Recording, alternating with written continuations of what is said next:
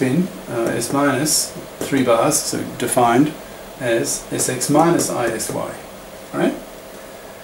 Okay. Now show that this, which is this, show that that, which is this, is equal to S1 plus times S2 minus plus S1 minus S2 plus. Right? So just plug in these values here into here and solve for it, and you'll get this. Right? Not too difficult, just a little bit of elementary algebra. The hard part, of course, is thinking of doing this. This was not in the text. I thought at first. It certainly wasn't in the chapter 7 that we're doing at the moment. So I had to go hunting in other textbooks to try to find it, and then I found this trick, and in another textbook, and then in the later chapter of the textbook we're using, I found it. So sometimes I get frustrated with Davies. Anyway, so I've given you some of it, and remember, this is just an introduction, sort of a bit of a hand-wavy feel for the quantum mechanics of adding angular momenta. It's not a definitive study. I mean, it can go up and up and up. And I have texts, whole texts on addition of quantum mechanics, of angular momentum in quantum mechanics. It can get quite heavy. All right. So that means we can write S squared as now this here is just S1 squared, right? This is just S2 squared. So S1 squared plus S2 squared. Now this term here, which is this, okay? And then you've got the Z term. So you've got two. So this comes from here. Follow that? All right. So we now have an expression here for S squared. The total sum, the two spins, the total spin, I guess you could call it. All right. Now, so we have a term for S squared, and we can apply it now to the four product states. And what I mean these things. So we can apply S squared, this squared. We can apply it to that, and that. Four of these terms. And you may say, why? Well, you'll see in this case and this one, we'll find that this product state, these two kets together, so you've got a kind of ket.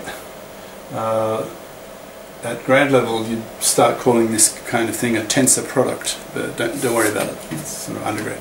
But what we'll find is that this and this are actually eigenstates. They satisfy an eigenequation for S squared. And the other two, well, I'll get onto that in a minute. Okay, so let's do the first one. So we'll apply S squared to this. Right? And you watch what happens. Now I'll just give one example here, and the other three I'll just throw at you. I mean, you can try doing them for homework if you like. It's not easy, be warned. Okay, but here's the first one. So we're applying S squared to up 1, up 2. Okay? And we'll show that this, in fact, this product state here is actually an eigenfunction. Right? Now S squared is all this, so 1, 2, 3, 4, 5 terms. Okay? So we'll split this S up into these 5 terms. 1, 3, 4, 5. So 1, 2, 3, 4, 5 terms. Now remember, S1 applies to particle 1. So this S1 acts on this, right? Not on that. And this S2 acts on this ket, not on this one. And here, what do we have?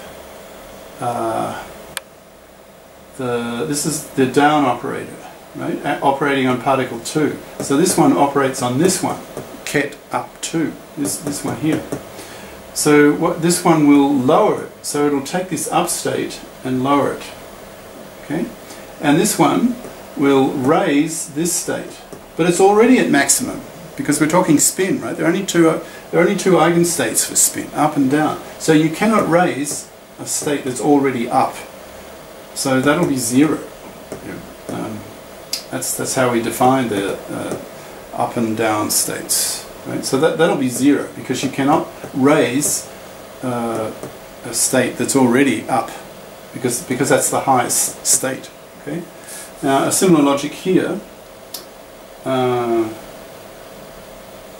S2 plus, that's the raising operator for particle 2.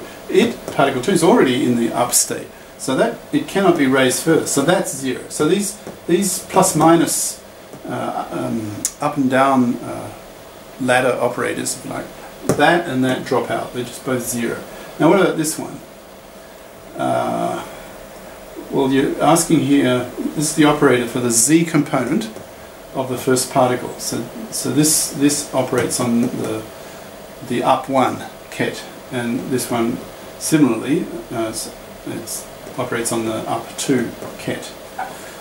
Alright, so that's the end of this session, but we've already shown this, and this dropout is 0. Now we know the eigen, this becomes an eigenvalue equation. We know that for this, so we can, and this SI doesn't operate on this, so it just stays there, just hangs around.